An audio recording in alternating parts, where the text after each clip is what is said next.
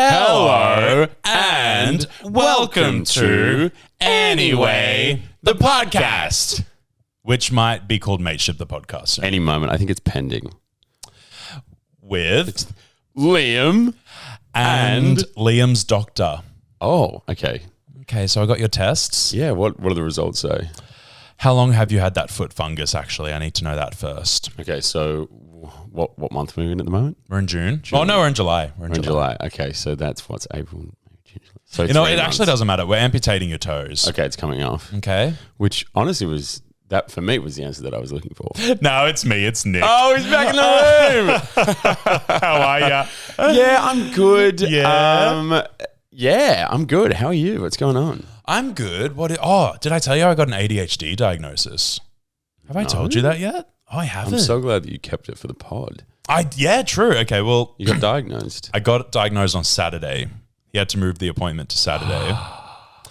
and yeah, had a 1 hour video call with him, and then at the end of it, he's like, he was American. I don't know why.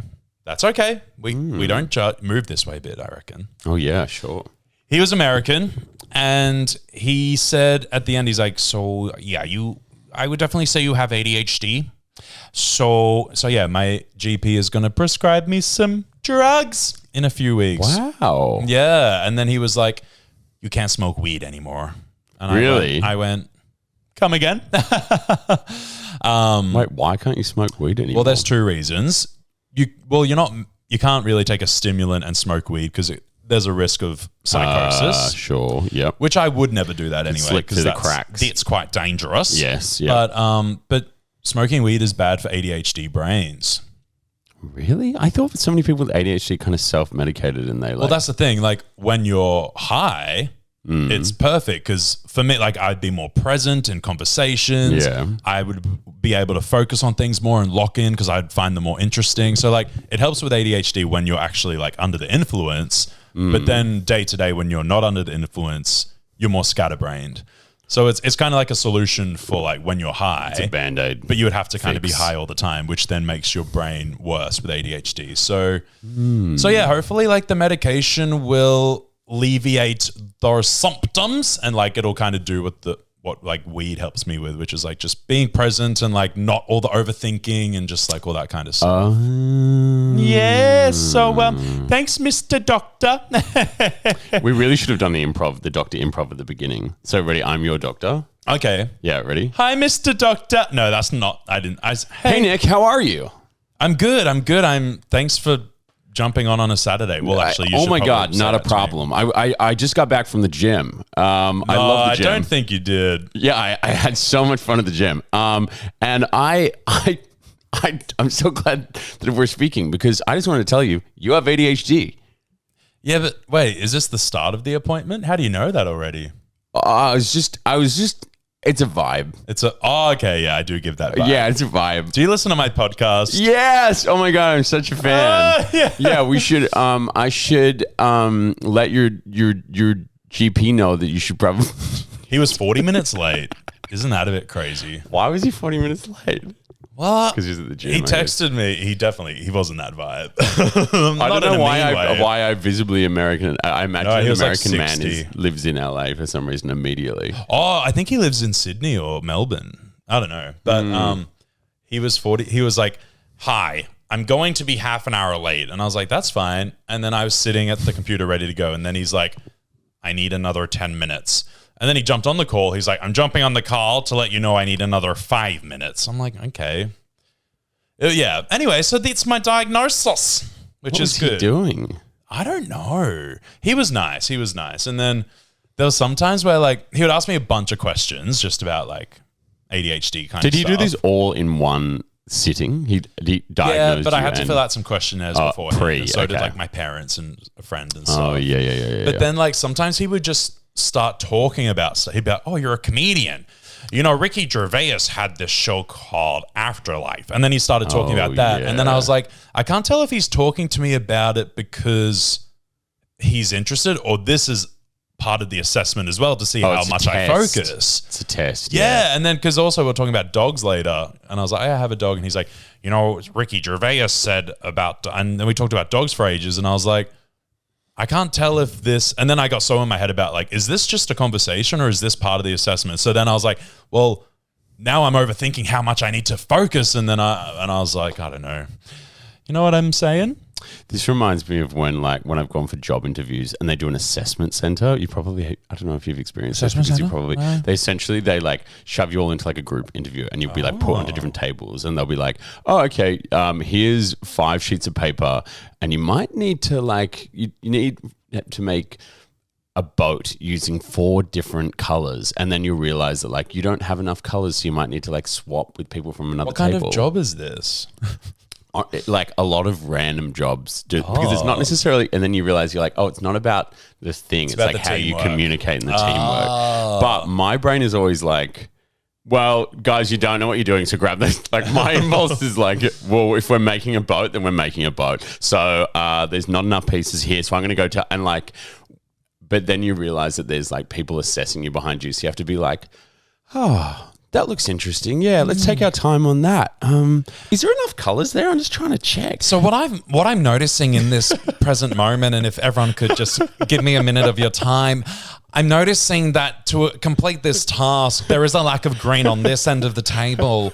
So I might throw an idea out, and then I might kind of gauge the kind of level of receptiveness to the idea, and then we can go from there. So just as a launching point, what if we share the green and kind of divvy it up between the whole table? And then I'd look at the assessors like, be like, and that's just my idea. I'm open to negotiate. I think my main priority here is to work together in an open and transparent way to achieve our end goal of creating these boats. And someone else is welcome to take the floor at this point.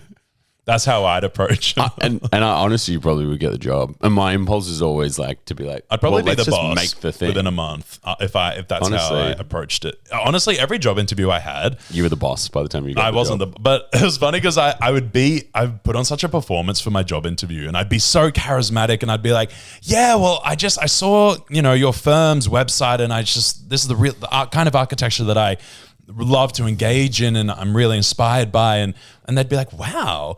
And then when I started the job, I'd become such an introvert and be so shy around the bosses, and I'd be like but then with my coworkers I'd be fun and silly, but I'd get so self-conscious around the bosses and they'd be like, you never speak. But in my interviews I'm like, it's funny, that reminds me of when I was in New York working as an architect, and they'd be so impressed. But that's what job interviews are about, little performance. Yeah, it's a little audition.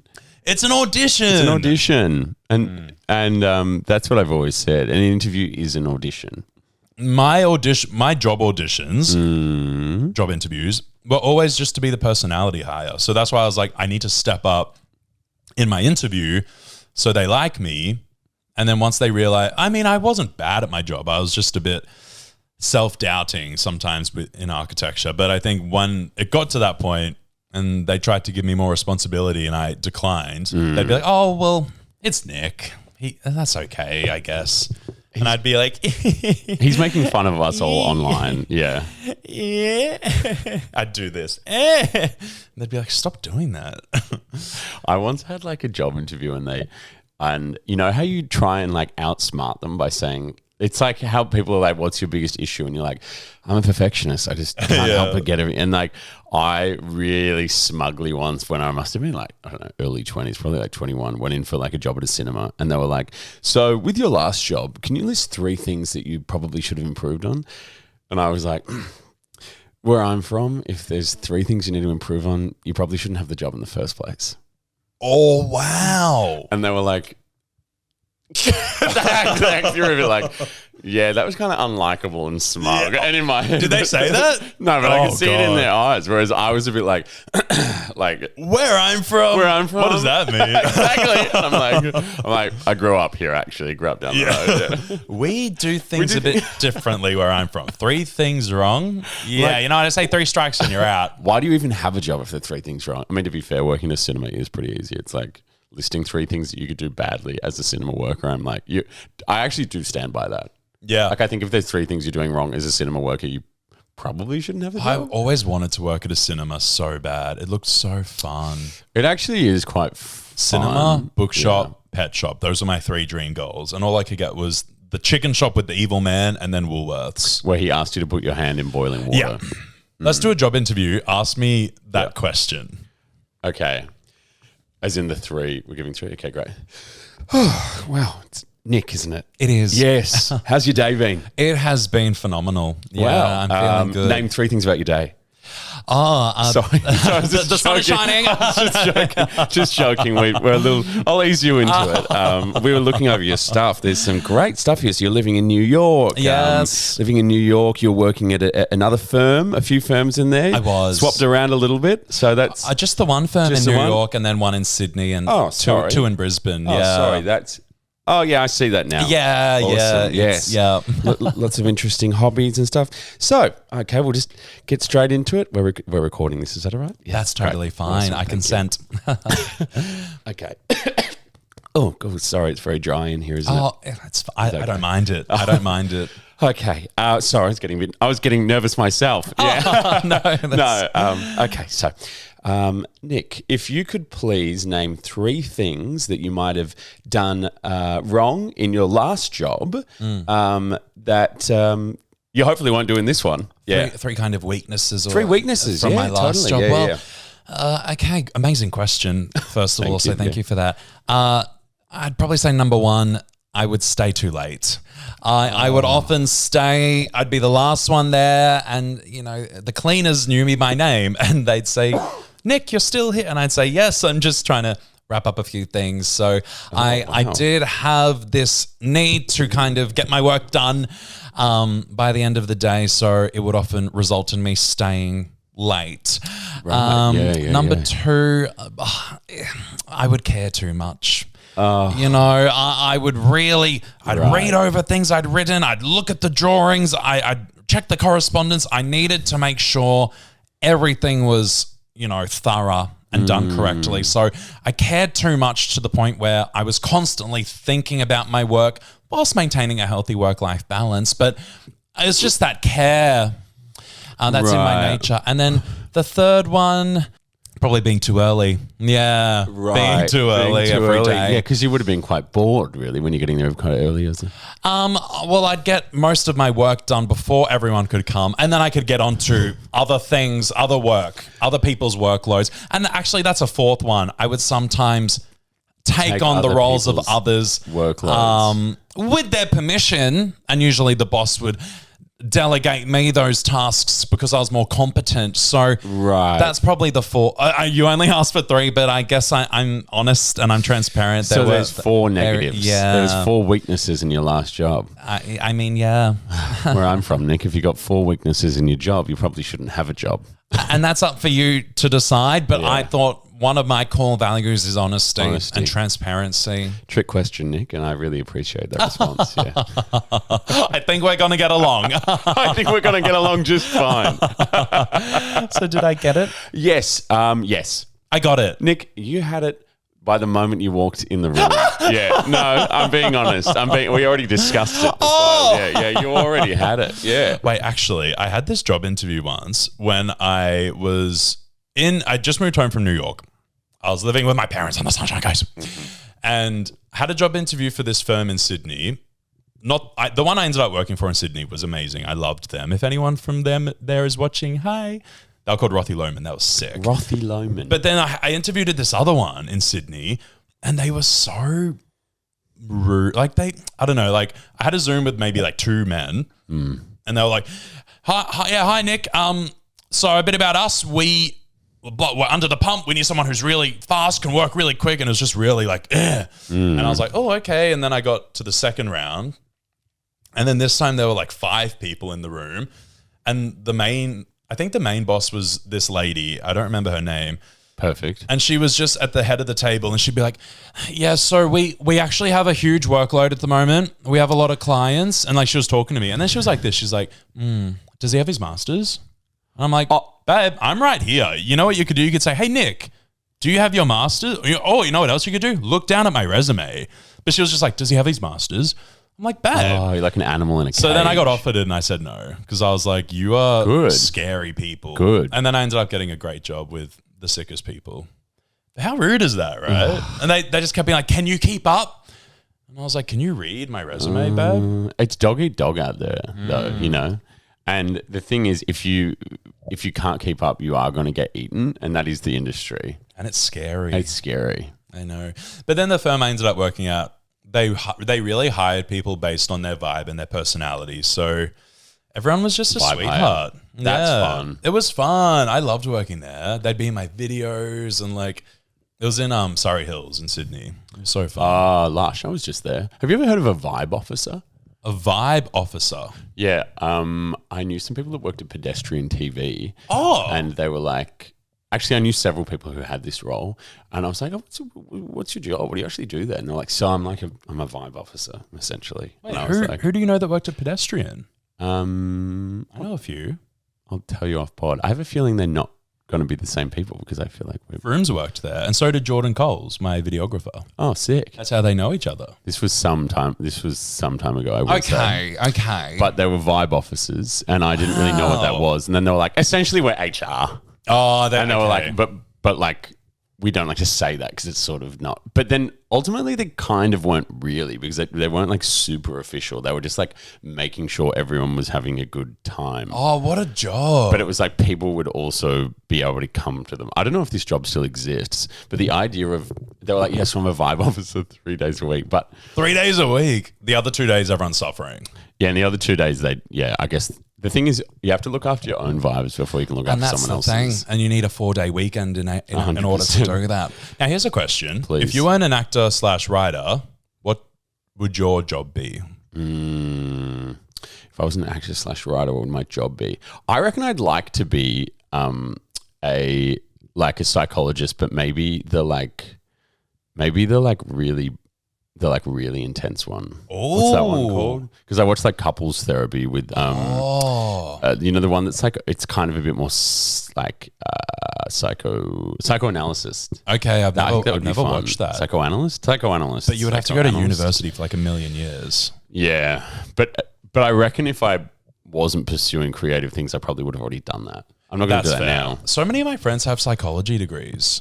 It's really weird. And I feel like performers start doing it because they're like, essentially psychology is actually the arts because we're all interested in people. You're really dissecting the mind of others. Because every project we go into looking for the soul of the mindset of something, and so it's very much psychology in everything. Sometimes I really miss an office job. Sometimes I don't, but like even just talking about my office in Sydney, then I was like, that was fun. And then we'd have like a mid-year party. One time we had this mid-year party where we got dressed up in suits, and then we went to this beautiful restaurant, and then we went to a bar, and then we just went back to the office and did karaoke in the office, and we're dancing in our office till 2 a.m. and it was so sick. That's a place that doesn't need a vibe officer. The vibes are high. So fun. Hi guys. But that is really fun. And I just miss like knowing, because I mean most days I see people. I either see my neighbors or I see like you or like other people that I collaborate with. But some days I see no one, and I'm like, it was kind of just nice knowing I'm going to go see my friends every day. That's fun. It was fun. Do you call people a lot? I've started to get quite like almost kind of like call dependent. I need to start doing that. My friend Will Gibb is such a caller. He'll call me like most days, I'd say. He just calls people all the time. Yeah. Like if I'm walking somewhere, I'm calling. I'm going to start doing that more. I mean, my friend Jess and I do voice messages every day, probably like 20 minutes of voice messages each a day. Wow. Just to like keep up with each other's lives. But then the only people I like call regularly are my parents. Everyone else I text or voice message. But I might start getting into the habit of it. It's kind of fun. Yeah, it is fun.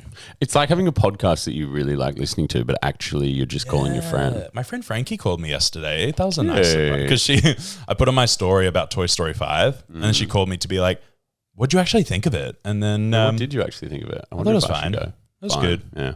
It was good. What did you think of the iPad? I loved her. I don't really have many thoughts. It was fine. It was nice. Now, Jennifer Lopez. We know her. Uh-huh. She's a fan of the pod. Uh-huh. You know the song On the Floor? Yes. Do you know what album that's from? No. I'm not going to know any J-Lo trivia, by the way. Okay, that's... And a lot of people Is that a problem? No, I don't expect you to. Is that going to be a problem? Yeah. Yes. Yes. Yeah. Guess what the name of the album is that song is from? Oh, Stab in the Dark. I'm calling it Hope. Close. It's one word. A 4-letter word. Love. Yeah, but then there's a punctuation mark after the word love. A punctuation. Like love, question mark? Yeah. Isn't that weird? It's crazy that we actually got there. I know, that is weird. But it's called Love. Oh. And I don't know she why. is a poet. Yeah, but why is it called that? Because sometimes love leaves you questioning. But I just think it's the album that On the Floor featuring Pitbull is from. And then the album's called Love. It's very strange that you say this because my boyfriend was just telling you that he loves you. Aww. There was a J-Lo song that he's become obsessed with, a new one. Oh, a new one. And it was in my liked songs, but then I was going, I don't really want to be listening to this all the time because it's in my liked songs. Her album's called Everything's Fine. Should I play 2 seconds of it on the pod? Yeah. My time, read the text, reply offline. I don't feel sad, I don't feel bound. I just don't stay too long. Days blur together, nights feel safe. Same calm headspace. So I'm going, I don't know. I do think there's something interesting about it. She's speaking of vibe officers, I think like a lot of songs now are going like vibe. We're going, actually like your diva who does the 1, 2, 3, 4, 5, 6. My 7, diva, 8. Mel C. Yeah. Why is she my diva? Because I like you that showed song. me the song. Yeah. 1, 2, 3, 4, 5, 6, 7, 8. That song slaps. Yeah, and I feel like people are now going like, I don't know, there's something about, maybe it's because music's now going straight into our ears. There's not as much of like a build-up song structure, like a Mariah Carey song from back in the day. She'd be like belting by the end, soft at the beginning. I was listening to some of those this morning when I was doing my Tixes. I mean, they're perfect wake-up songs, really. I love her. You know what I say about J-Lo? And I'd love you too. Like, maybe she doesn't necessarily always have her finger on the pulse. Maybe she's rude. I've heard stories that she's rude. But you know what she is? A hard worker. She'll never stop. Do you know how old she is? She's like 56, 57. Really? And she's shaking ass still. Yeah. I'm not. I'm 33 and I stopped shaking ass. A long time ago, really. Yeah. Famously, I stopped. You did have to stop. I hung up my chips and I stopped shaking my bottom. So you're a J-Lo apologist. I always have something of her in my rotation. That's actually not true, but there are J-Lo songs I like. Okay, let me tell you a really quick story about the fact that yesterday I was walking down the street. Oh my God. It's already a scary start. I'm walking down the street. I see a car. I was like a little bit hungover. Actually, what was it, Tuesday? Just a bit like flat, maybe not hungover. You had a big weekend? Post-weekend, I did. And so we're walking down the street and I'm going, okay, that car's kind of into a pole. That one's sort of up on the road. And then I'm like, oh, it's mean to stare. So I've got headphones on. I'm going, okay, keep head down, keep walking. And then there's 2 younger girls. I say younger. They could be in their 20s, could be even 30. So girls. And then there's like another man that stood a bit around. I kind of peek once and then I go, it's rude, don't stare. Keep walking. Then I do one turn back because I go, what if there is an issue here? What if this is fresh? Turn around. One of the girls kind of sees me. We make eye contact. She comes over, I take out my earpod. She goes, yep, so this guy's just like driven into us and he seems like a bit weird. What do you think we should do? And I was like, I don't really know in this situation, but why didn't I come over? And like for some reason, something happened in that moment where we immediately became best friends. You know how like you're talking to a stranger, yeah, and the intimacy with which we spoke was like we're in a, and you're just like, babe, 100%. We're in this together. I was like, I don't know what to do, but I'll come over with you straight away. I feel like let's just like figure it out together. And I'm like, I this love is a stranger. that solidarity. Something clicked. Women and gay men in a crisis. You're like, babe, I'm with you, babe. Something merged immediately. It's just this fusion of like... And I was locked the hell in. Good. So I'm wandering over there and also too relaxed and too familiar immediately. There's a guy that I'm like, God, is he like on drugs? Like what's happening? And so I'm kind of like trying to be a bit of a presence going like, what is kind of going on here? Yeah, what's going on here? Meanwhile, no, mate, stay back. Mate, you're close is enough. everything all right? Yeah. And he's like, oh. Was he in his car still? Or? He's out. Okay. He's quite senile. Oh, he came out? Well, He's out. Oh, could we're put getting it on there. now. We're gonna, so He's like, I'm Pan. I'm fan. Are we? Yeah. I'm non-monogamous. Oh, and you and the girls were like, Yes. Diva, He's like, now please pay for our car. oh. And he's like, it seems like it's mostly the back that I've sort of bumped into. Everything else seems to fine. I'm looking at the front, like half the front has kind of come off because he's nudged the car into a pole because he's driven up into the back of it. Oh.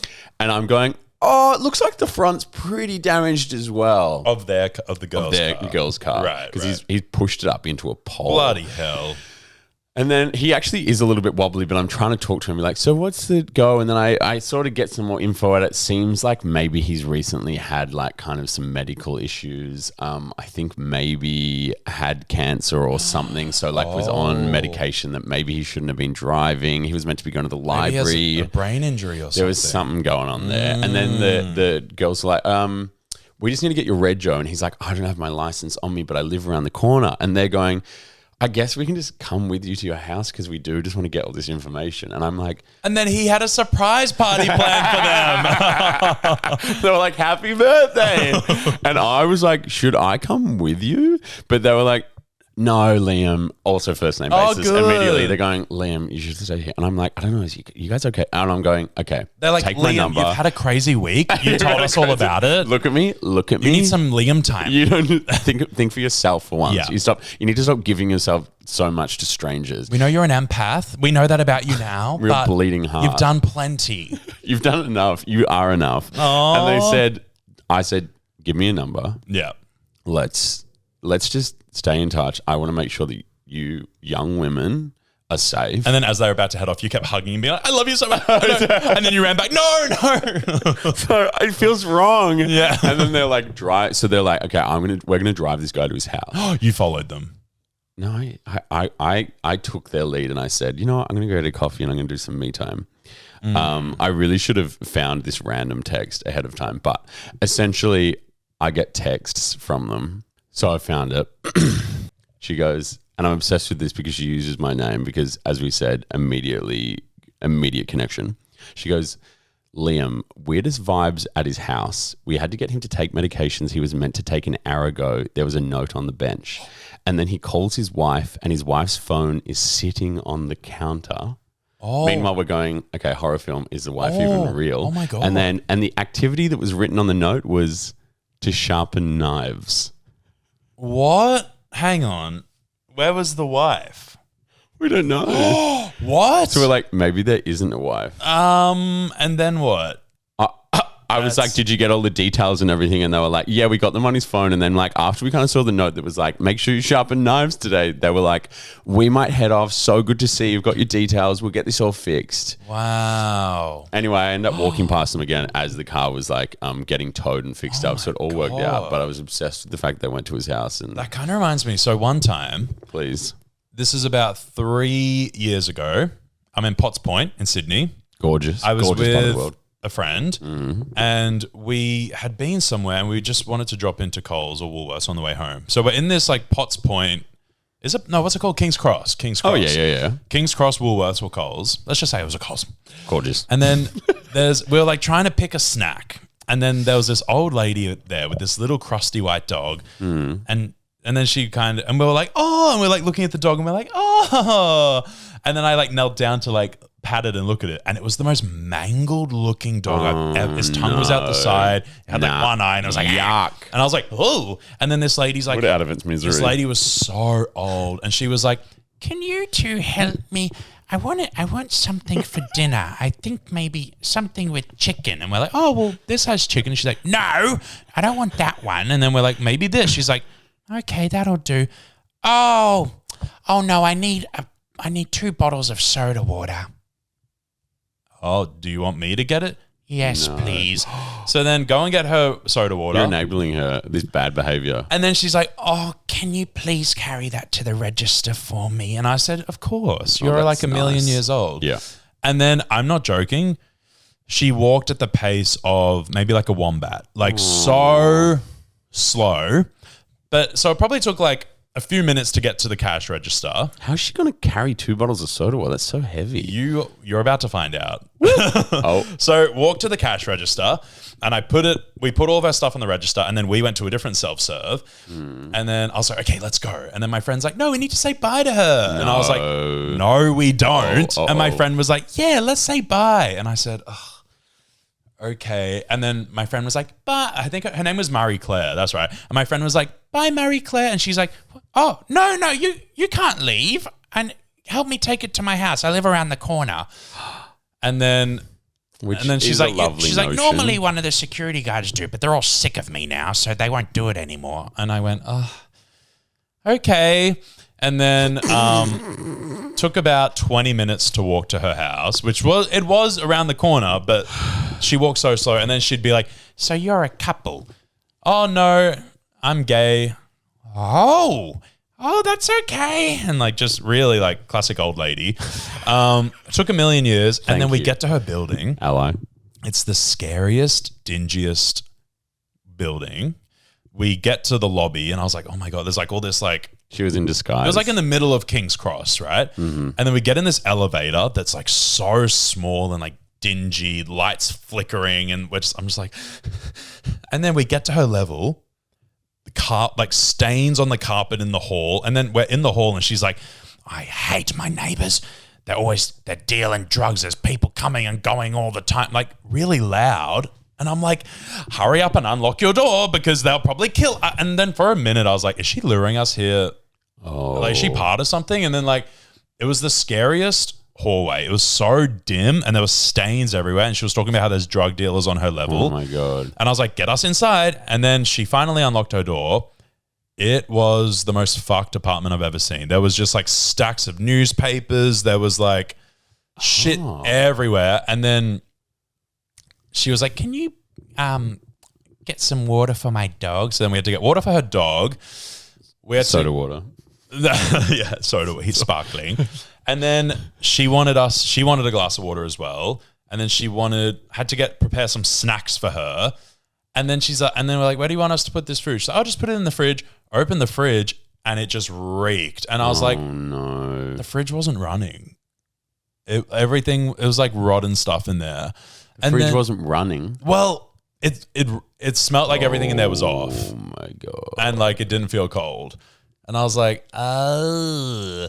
And then she's a ghost. And then she was like, we were like, what are you going to do now? And she's like, oh, just sit here for a while. And then I have to take him to the groomers. And I'm like, how?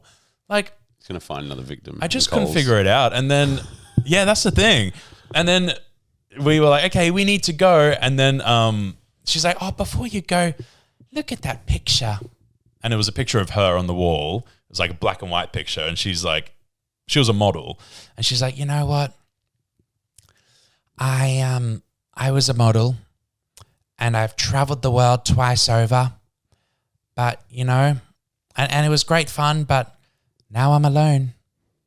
You know, I never really found that love that I always wanted. And then for a second I was like this, I was like, wow, this is really profound. And it's like the universe brought me here for her to tell me something. And then she goes, and that's when I turned to Jehovah. And I went, oh. And then she started preaching about, like, what is it called? Like Jehovah's Witness. Yeah. Like she started talking about that and we were like, oh. And then she's like, and you know, they're after us. There was a shooting, and she just kept going on. And then we were like, oh, yeah, we need to go. And then we left, and in the hallway, I'm like, hurry up. And then we were like, well, she's going to die. So then we went to the police station to tell them to do a welfare check on her. Oh, but then when we went there, they were like, oh, they were like, come back later because there was someone in the like lobby. And then we forgot, and then we never went back. She would definitely be dead by now. That was 3 years ago, and she was barely hanging on. Isn't that crazy? That is so intense. I mean, fortunately, there's probably been Jehovah's Witnesses that have come to her door. So maybe she isn't. Maybe she's being looked after by that. I hope church. so, but I'm like, the fact that her fridge was off, and we told her, we're like, we think your fridge is broken or something, and she's like, oh yeah, I'll have to get that fixed. I'm like, how? Have to get that fixed as well, and then you're still just eating rotten meat. The apartment was just such a like- mess. She was like, there's no way to get out of the house now. Yeah, I know. She wanted us to stay for a while, and we were like, we're leaving. She's like, I never found a love. Oh, yeah, it was really unsettling. That is actually so creepy. It was really funny. So yeah, that was that. Aww.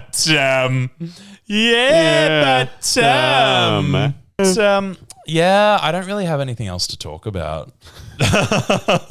We're also both wearing grey. I know, really it's like giving it's just like depressing vibes today. It's a bit grey wash, isn't it? I know. Honestly, sometimes that's okay in life. I think sometimes all you can do in life is accept where you are, know that this too shall pass. Yeah. And you let it wash over you. Let the rain fall down and wake my dreams, babe. Guys. Guys. Oh, this has been amazing.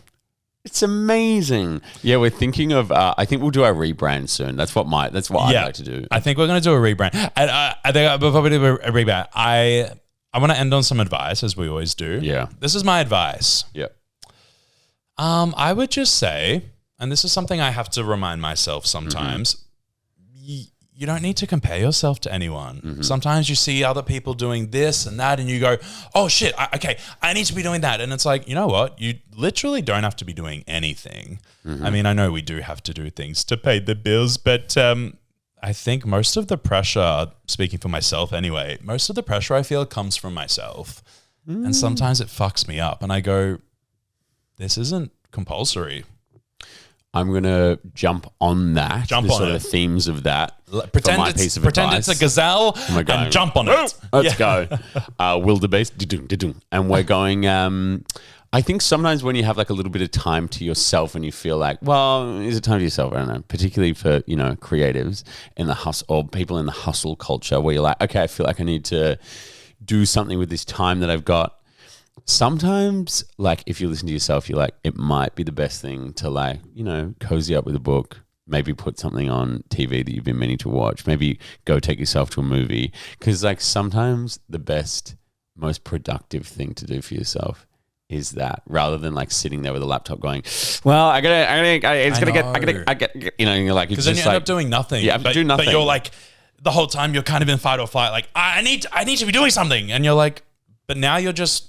Then you're just stressed out. Now your for nervous 4 system hours. is freaking out and you've still done nothing. And at least you could have been like inspired by just like engaging with some art. Or I know. And I think I have to actually physically sometimes stop myself and say, do nothing for a bit. Like, totally. This is the quiet time of my year. And I'm like, I'm always like, I need to do stuff. And I'm like, no, you need to play The Sims 4 and then watch Love Island. Totally. Actually. And as long as you like, I've learned that I'm like, okay, I just can't rot on my phone because I think that's genuinely a step backwards. But I think if you like engage with other stuff, it's not rest. Yeah. But honestly, sometimes I'm like watching a series or something. Isn't it funny that way back in the day they'd be like, don't watch too much TV, it'll rot your brain. And now I'm like, TV is actually high art. Watching a series TikTok will rot your without brain. my phone in the room. That's one of the most powerful that's things like you can meditating. do. That is, yeah, honestly. Yeah. It's crazy how much things have changed. But I agree. I actually am like this, like... We're talking about growing up with, I don't know, babies around and stuff. And back in the day, you'd be like, don't look at the TV. And now I'm like, if we can plonk the kid in front of like a full, premium television miniseries and they watch the whole thing, I'm like, they're better off for it. I agree. My family is a big TV family. My dad doesn't really like it, but me and my mum and my brother love watching telly. But then my dad's always like, well, you know what? You know what the cavemen used to do? Sit around a fire and watch it. He's like, it's kind of just the modern equivalent. I'm like, we were born to watch TV, is what I'm saying. As long as it's long form, as long as it's not like YouTube and like... I watch YouTube sometimes on my TV. If it's long form, I think it's okay. I think it's the like quick reel thing where you're like, I think that's right. But in saying that, guys, I have some new content out. So give that a watch. I mean, your content doesn't count because it actually is highbrow. Oh, that's so nice. Yeah. Thank you. You said the nicest thing to me the other day. You were like, what did I say? You're like, I liked that video you did. Oh, was that Mitch Wood? And I'm like, he's so funny. So that meant a lot. Hey, I meant it. Yeah. But also someone replied to my story today of promoting today's episode of the podcast. Yeah. And they were like, is that Rhett from Neighbours? That is so funny. And I said, no, I'm Nick. No, I'm kidding. They meant you. All right, so you funny. guys. Love ya. And thank you for listening to Anyway, the podcast.